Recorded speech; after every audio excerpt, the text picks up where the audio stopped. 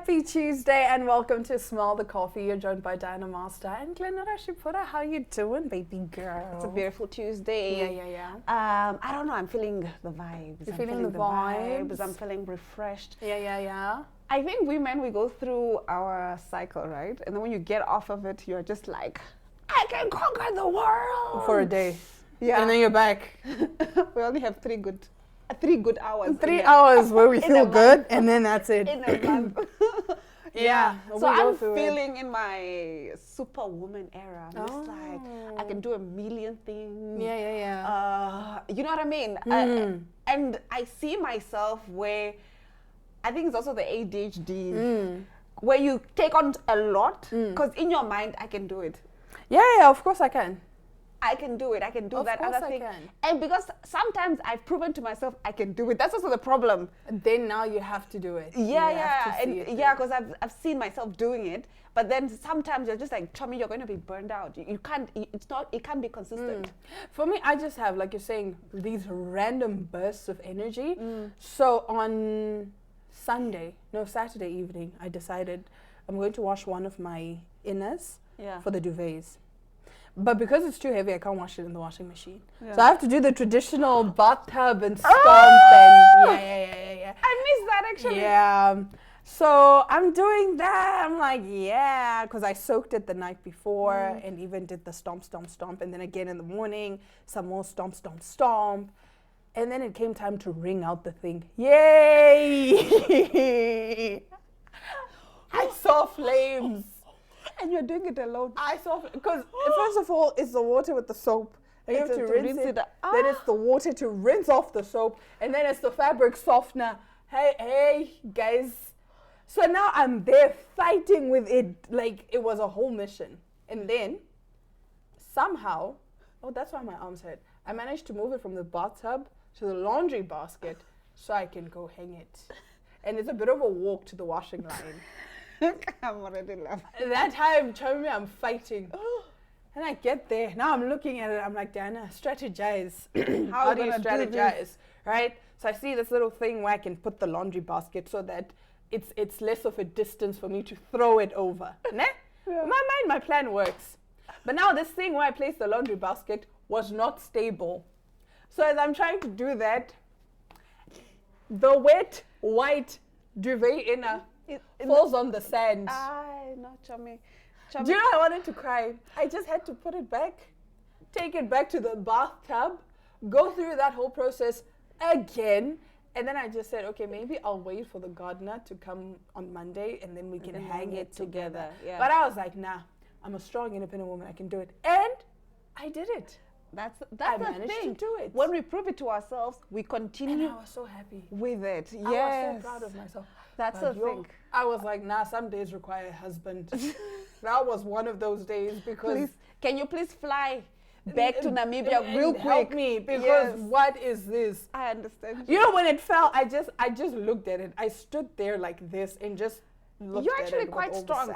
If it was me, when it fell, I would have put it back in the basin and just like, I won't look at it because it's stressing me out. Do you get what I'm saying? You're giving me a lot anxiety. Of but then me seeing for like it 2 hours and then I'll go back. No, but me seeing it in from there does not sit right with me. That's what gives me anxiety. It's the same thing with plates in the sink. Yeah, I cannot handle dishes in the sink. Yeah, I think you and I have that. I can't, because even when let's say I'm studying there and I can't crack something, I need to look at something else before I come back to it. So that's how I function like that. Like, it's gonna give me, and if I'm looking at it and I can't solve it, and then it just puts me on a spiral. So I need to look at something else and come back. Yeah. So, for me, I have to finish. You need to get it. Yeah, I get you. We will be right back right after this short break. Please do excuse us. Namibia is a land of movement, with waves that never stop reaching forward. Here, adventure is not something we search for. It is something we are born into. In every corner of this country, creativity rises, from artists, from athletes, from dreamers. And when the world comes to explore Namibia, they discover something extraordinary. Because when sport moves people, creativity moves ideas, and tourism moves the world toward us. Something powerful happens. A platform where movement meets imagination, where industries connect, where opportunity grows, where Namibia's next chapter begins. Welcome to the Creative Sport Tourism Expo. Exhibit, partner, experience. Creative Sport Tourism.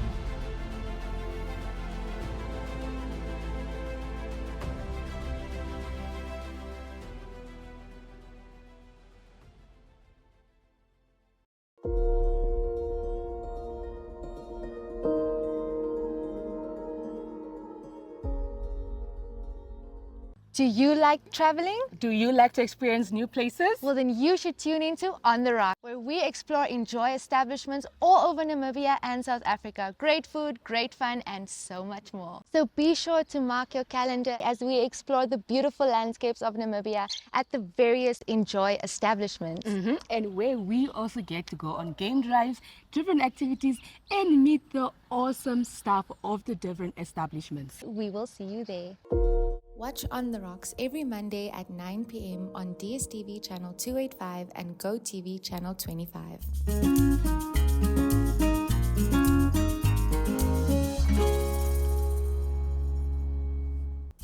Now, does it smell the coffee if we don't bring you some of the reels that have been making the rounds and making us laugh on social media?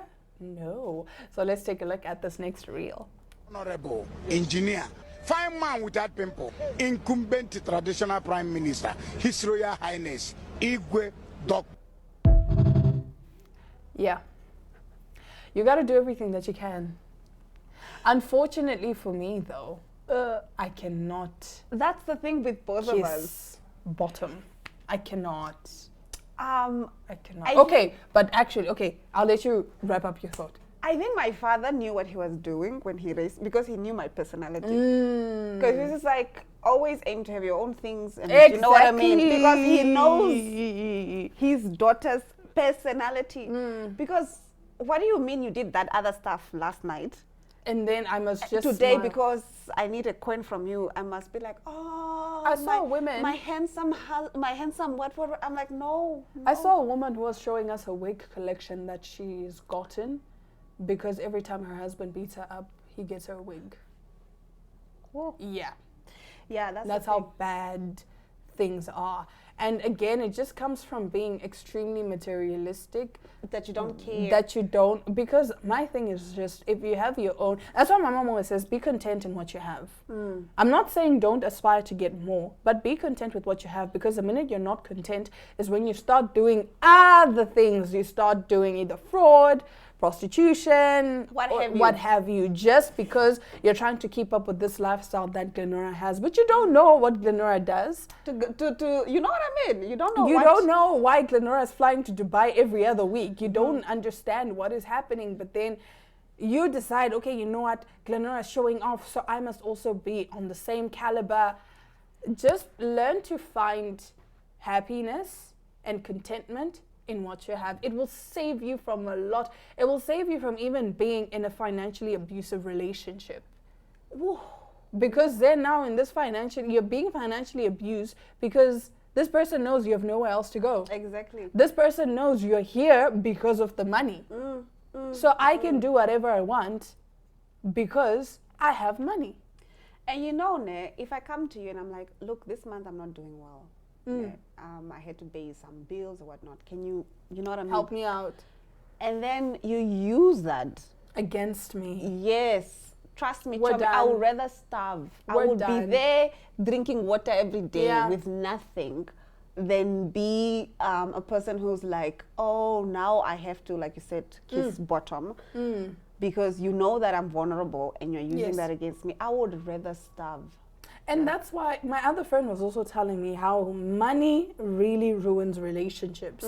Not just romantic relationships, even platonic and platonic relationships and friendships. Because she was saying that there was a time she was really, really stranded. Yeah. Medically, okay? This is not just, oh, what? No. This is like for hospital bills and whatever. Yeah. And then she asked this person for help.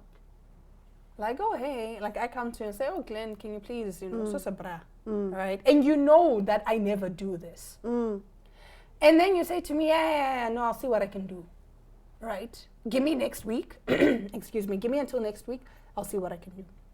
Next week, I start calling you. Not even like blowing up your phone, but just texting, like, oh, hey, Glenn, yes. I need to and do also, that other thing. Yeah, exactly. When I said, I'll see what I can do, and then you just go keep quiet. I'm like, yes. And so apparently, the friend is not answering the phone. And then she just said, you know what? sharp. It is what it is. It's cool. At least come back to me and say, I'm sorry, I couldn't. I've seen what I can do. It's nothing. Yes. There's nothing I can do. No, and it's that thing that I'm saying, like, and you know that I'm vulnerable. You said you're going to help me. Yeah. And then I'm like, okay, are you... Even just that thing, like, why do I have to chase you? Me coming to you to even ask for help, bro, is a vulnerable moment for me. You cannot use that against me. And it can't be a thing of, oh yeah, like that time, Glenn, that I gave you the 150. Or I walk around telling people, you know, I helped Glenn with the 150. Yeah, why? What is that? Why? Is that? What is that? Why? I have a friend, and we're also like if I really can't, I can't. But then let's say you come and you're like, oh, you need this much, and then that time I don't have, and then maybe somehow miraculously I get like money, and then I'll call you like, did you manage, or can I still? You are that friend. Yes. You are that friend. Yeah, I can confirm. Because I can't at the moment I couldn't, but let's say a few hours you get like a surprise. Oh yeah, no, I can have confirm. a surprise e-wallet or something. You get what I'm saying? I'm like, no, I can definitely confirm. That is real, like, and I won't even remember that. Oh, I did this for the person. And, but these things have come, I'll see what I can do, and then you know the person is stranded and you leave them hanging. I have a cousin who did that. Like, she would, first of all, she would be the one to come to you. Hi, Glenn, do you have any winter coats? Because I see you haven't been wearing any winter coats. I have a few that I can give you. And they're like, oh, okay, cool. I'm not going to say no, right? Yeah. And then she's walking around telling people, you know, I was struggling. She didn't even have a coat. If it weren't for me. And just that phrase, if it weren't for me, that's the thing that stops me. Don't come help me. That's the thing that stops me from asking for help. Because I just think of somebody saying, if it weren't for me. There's a sister, I don't ask for help. I could be starving. I will never. You will not. Anyways, we will be right back on the other side of this with some interesting, juicy stories. Today we're playing Dr. Phil, actually. We are hearing some stories, giving some advice, and then asking you guys what you think and what advice you would give to these people. We'll be right back.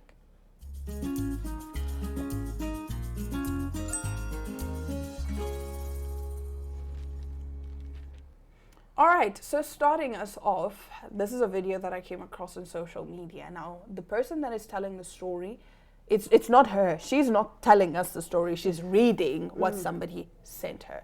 So let's take a look at that. Hi, Sharifa. My husband contracted HIV from our maid. For context, my husband wasn't always like this. He used to be a good man, present, responsible, a provider. I was a stay-at-home mom, and life was good. Everything changed when he lost his job. He had been working abroad, but the job was physically demanding. When his health started failing, he had to return home. Now, I had to step up financially, but the work I got required me to travel, sometimes for a few days, sometimes for a few weeks. That's when the real problem started. We had 2 children, and I had to leave them in the care of a maid whenever I traveled. Over time, I realized a disturbing pattern. I had to fire 7 maids in a period of 2 years because he slept with all of them. It would always follow the same cycle. A maid would start becoming disrespectful. Something would feel off. Whenever I would investigate, I would discover they were having an affair. One even got pregnant and nearly lost her life when he forced her to abort. Another time, my own child told me they saw daddy and auntie in my bedroom.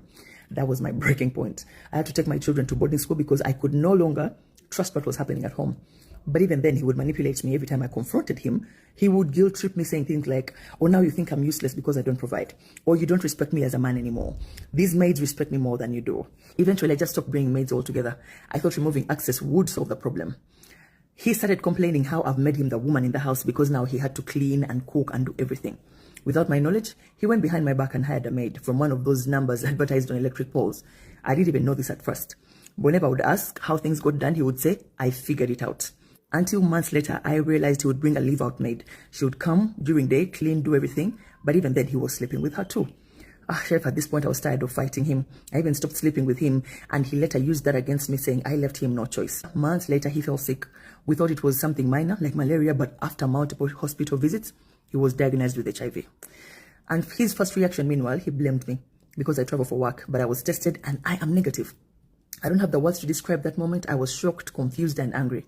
But now things are complicated because since his diagnosis, this man has changed. Now he does everything. He respects me. He started going to the farm that he had used to go to earlier. We started going for counseling. He takes responsibility at home. He agreed to a system that actually works where we share responsibilities. And for the first time in years, I feel like I have a partner again. It's been 3 months and I can see the effort. I feel the change, but I'm conflicted. Part of me feels loyalty. You know, he was there for me once, so I feel bad having to leave him. Part of me feels guilt because leaving him now feels wrong, especially in his condition. But another part of me is afraid that this change might be temporary, afraid that this change maybe is driven by fear and not real transformation. And I'm afraid of what happens when things finally normalize. We've gone for counseling and they've said it's possible to stay as a serodiscordant couple. And I'm willing to be there for him as he was there for me. But I just need clarity. Please help. Do people actually change long-term after something like this? How do you ensure they don't relapse into old behaviors?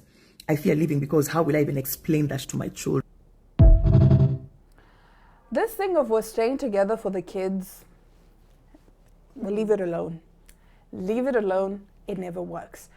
If you are telling us that your kids, the kids were the ones telling you that they saw auntie and daddy in your bedroom, what do you mean?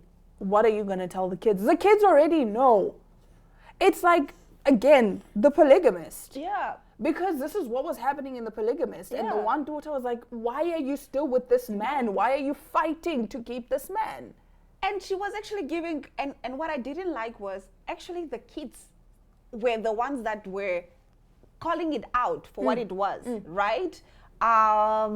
They were, no, mom, you need to love yourself. You need to love yourself. Even the one child, she went to Matipa, the mistress, or whatever, and she was like, you are a beautiful woman. What educated. are you doing? What are you doing? Why are you fighting for this man? For me, it's the fact that, like, the minute she said she had to fire 7 maids. In a span of 2 years, though. Leave. Because clearly this man doesn't respect you. And one thing I hate is people that like to play the victim card, because now he's saying that since he lost his job, she's looking down on him and the maids respect him more than she does. It's never a thing like that. Bro, I'm going to work trying to keep a roof over our heads. It's his insecurities that are playing a role, and then you're punishing me for it. Heal, colleagues. Go for therapy, guys. Therapy is needed. I hate that we have stigmatized therapy, because when you don't need to actually have gone through something traumatic. You don't even need to have any reason. Just go to therapy. You'll see what we're talking about. Because there's some things where you're like, oh, I actually struggle with boundaries here. I need to work on that. I need to work on that, yes. I have this thing. I need to work on that. Yes. So they give you tools, because we all come not as, we are all not perfect. None of us are perfect. Yes, it doesn't need to be anything traumatic. Just go to therapy. You'll see, oh, I need to work on this. I need to, you get what I'm saying? And in this instance, I'm like, this person has put you through the ringer. What are we even having a conversation Why for? is there even a conversation? Sign the papers. Leave him. Sign the papers. It's that thing, like you're saying, you struggle with boundaries. You struggle with, but what will people say? People will say, his family is going to accuse me of being a bad person because now, but he went to go look for these things. I did not bring these things to him. It's a different story had she been saying, no, she cheated and like, that's a different story. He went and looked for this himself. Unprovoked. Yeah. He went to go find it. Bring it into our home, and I must still take care of you. No. The devil is a liar. I don't know if we will have time for the next story.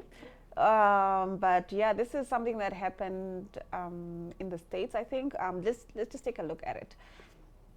We're saying what that husband did was not that deep, while completely ignoring that it's actually deeper than his wife even said it was. If you don't know what I'm talking about, there was a man who went home after an employees only lunch and was bragging to his wife about how he won this YSL makeup bag, which is like hundreds of dollars minimum of makeup. And we're talking high-end, expensive makeup that any woman, whether they wear makeup or not, would be over the moon to get a gift like this. He's at this luncheon, he wins the best gift for that employee lunch, which is this makeup bag. Instead of taking it home with him, he immediately just hands it to his coworker who is sitting next to him. Then goes on to explain that he did such a good job and everyone was so impressed with how considerate he was to just give this to his coworker.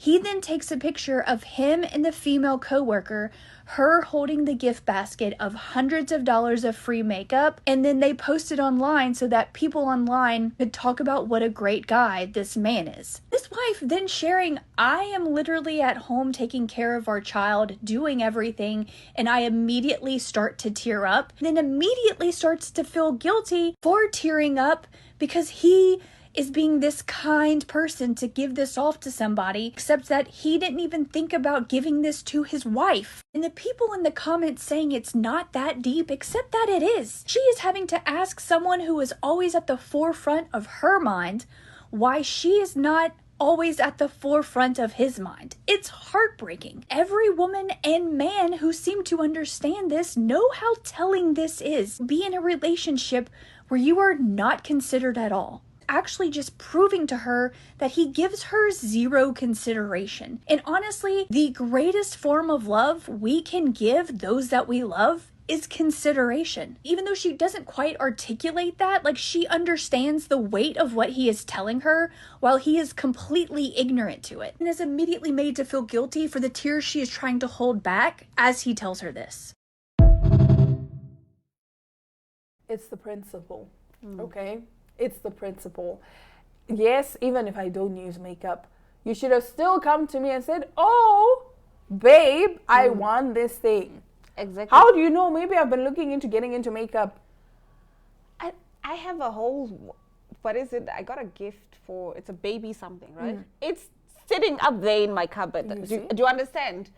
Even though I'm not, you know what I mean? There's nothing better. That's the point. That's the point. I don't consideration. How you see it's those things with my work wife, my work husband, and then he takes a picture with and you post it and you post it bragging about how you're such a great man. At least give it to her in secret, bro. Like at least, bro. Don't go and embarrass me on the internet. And this is why I say dating is a humiliation ritual with the wrong people. Dating the wrong people is a humiliation There's ritual. actually great men out there. I want to say this. There's actually great men and out great there. Women. And great women. We don't discriminate. But the problem is that the not so great ones are so loud. And they're everywhere. And then you start thinking, oh, it's really bad out there. It's not. It's just there's a guy. The bad ones are too much. Quickly, as we're wrapping up, there's a man that I saw on social media. Apparently, his girlfriend said to him that she was going on camp from like however many days, and she was not going to have any reception, right? This man wrote her letters for every day that she was away, right? Telling her, you know, dedicating, whatever it is, these heartfelt letters. This girl was just cheating. This girl was just cheating. Oh, now I'm hurt. Oh. You see? So this is why I'm saying it's not just men. Even women as well are capable of hurting. And they can just be, and also human beings in general will hurt you. So when you're not with the right person, it feels like a humiliation ritual. Because imagine, I'm sure his friends were even laughing at him on some, oh, you're such a simp. Why are you writing a letter for every day? And then when you come and find out that this person was cheating on you, again, it's a humiliation ritual because now his friends are probably laughing at him like, brah, we told you, don't do those things. Bra was a poet. Bro was a poet, bleeding on paper, and this girl's probably just looking at her like, oh, hey. Some of the things that these women have done to my guy friends. Whoo. Evil women. evil women, evil men is just an I'm evil out here word. like I should be taking notes. We should be adding weapons into our arsenal. But anyway, that does bring us to the end of today's episode of Smell the Coffee. Thank you so much for joining us. We'll be back again tomorrow, same time, same place. Ciao.